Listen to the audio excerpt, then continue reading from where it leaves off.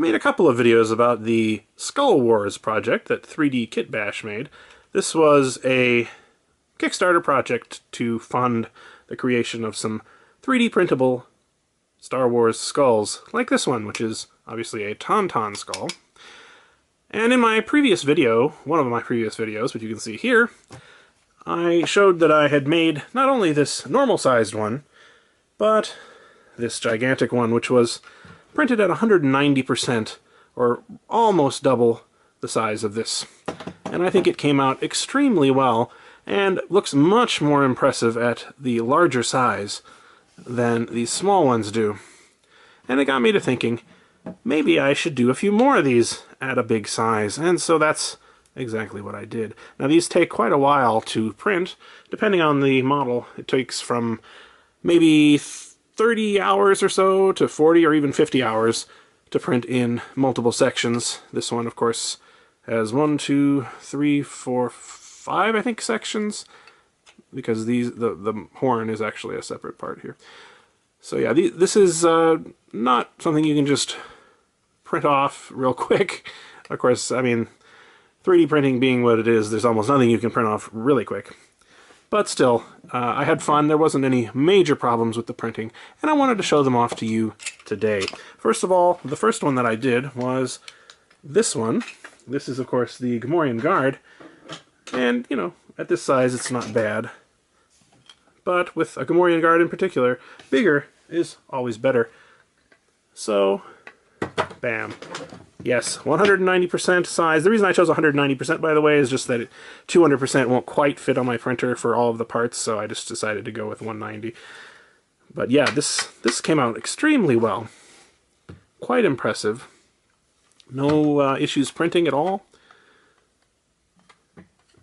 I will say, though, that these 3D Kit Bash models are, as I say, printed in multiple sections, and then you have these little pins, which I should have taken video of me assembling, but it's rather difficult to assemble even without taking video, so I didn't do it. But they're little plastic pins that hold the two sections together, and when you scale things up, they can sometimes play around, mess up the tolerances, which are the little space that they leave between parts, so that you can make sure that you can actually get something in there.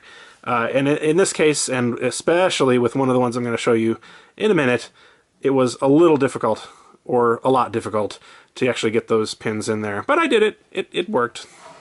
So yeah, came out really nice. This looks just amazing just sitting there, I think. I'm going to add it to maybe my Gomorian Guard display. Next up we have good old Bib. Of course, this is largely the same as a human skull, which is cool. I mean, you could use this as a Halloween decoration. No one would think it was strange. But at this size, it does lack a certain something. At the larger size, though, looks pretty darn awesome. I will say, this is the only one I had a small problem with printing.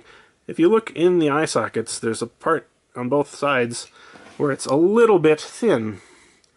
And I don't know, I might have been able to fix that with different settings. It had to do with the way that this particular piece is printed. This part is on the bed, and it prints up like this. And just something about that, it had to bridge across an empty space, I think, is the deal in the model, and it just looked a little bit bad, but it's hardly noticeable. And I'm not going to reprint this. This large section of the skull, I think, took 20 plus hours to do, so yeah, I think I'll pass. Looks great, though. Finally, and perhaps most impressive, was this. This is the Rancor. This is maybe my favorite of the models. But, you know, at this size, it does lack a little something, especially for a Rancor, right?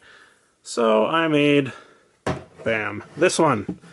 This is, like the other ones, 190% of the original model, but it is huge, and it's really heavy. This weighs 1.5 pounds. Whoa. And so probably costs about 15 bucks at my price of filament to print, just in terms of the raw materials. But wow, it is impressive.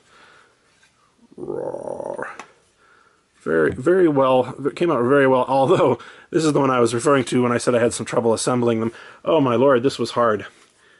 I had to just sort of put these two pieces together, and you know, there was a gap of about a couple of millimeters that I could not get to go away. I put all of my weight on it, and I was jumping on it practically, trying to get it in there. Finally got it. But yeah, that was hard. It might have been a good idea to print the pins a little bit smaller or something like that, but it worked out in the end. And I'm sure you're all wondering whether this giant Rancor is capable of eating the smaller Gomorian Guard. So let's give it a try, shall we? No. Yeah, more or less. He's capable of eating almost any of the other skulls, including his smaller self, I think. Oh, well, maybe not. This is a bigger one. He's going to choke to death on that one. In any case, just thought I would do one final update to the Skull Wars project. I don't think I'll be doing any more unless I go crazy and decide to do a life-size Rancor or something like that. Not going to happen. But yeah, I've had fun with these. The larger size in particular is extremely impressive with these skulls, and I am very glad that I tried doing it. Thanks for watching.